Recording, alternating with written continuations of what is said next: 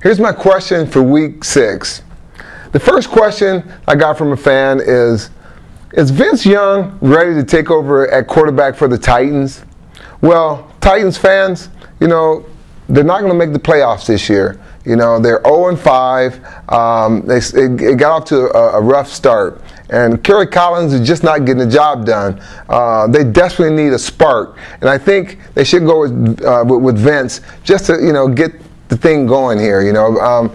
Vince, he's on the roster, so why not play him? He needs to start, with the starters early in the week, have a game plan for him so he can just feel comfortable when he steps out on the football field. You can't throw a guy into a game late in the game and expect him to win. You're getting beat by 30, 40 points, then you throw him into the game like he's going to create a miracle. No, start this kid off like everyone else early in the week, have a game plan for him, and I guarantee you he'll step up to the plate. He's a competitor. He knows how to win.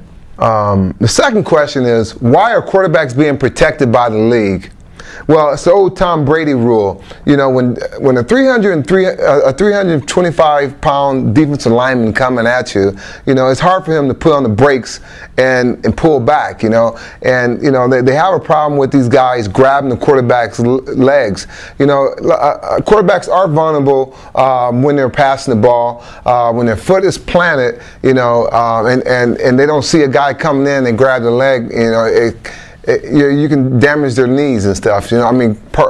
Carson Palmer went through it, and Brady went through it last year, and so it kind of really hurts the team. It hurts the league because you want to see great quarterbacks play from week to week. It's a marketing strategy. Basically the league want to protect these guys so they can continue marketing. These great quarterbacks from week to week. Because when you put a backup guy in that's stinking up the place, the league don't want to see that. Fans don't want to see that. I don't want to see that. So, yeah, I want to keep these guys protected. In today's football, there's supposed to be parity in the league.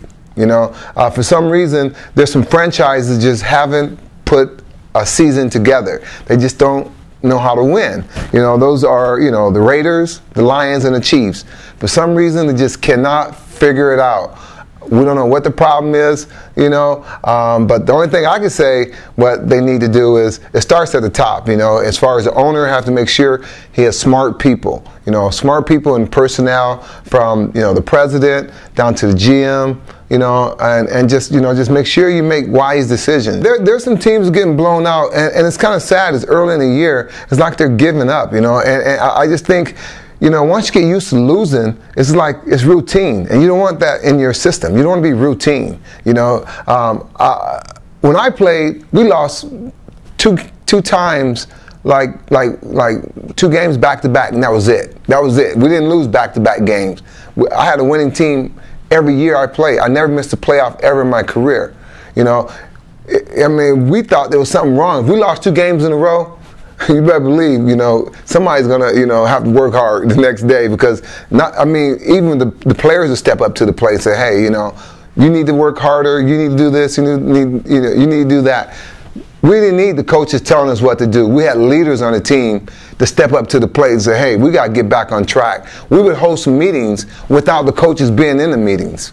That's how dynamic our team was, and we didn't care about what coaches felt. We coached our own selves, man. We kind of came together as a unit, and that's what teams need to do. They need leaders to step up to the plate, lead by example. Need some Raiders. Raiders got a couple good players on the team, but they have to step up to the plate and say, hey, we got to change this environment.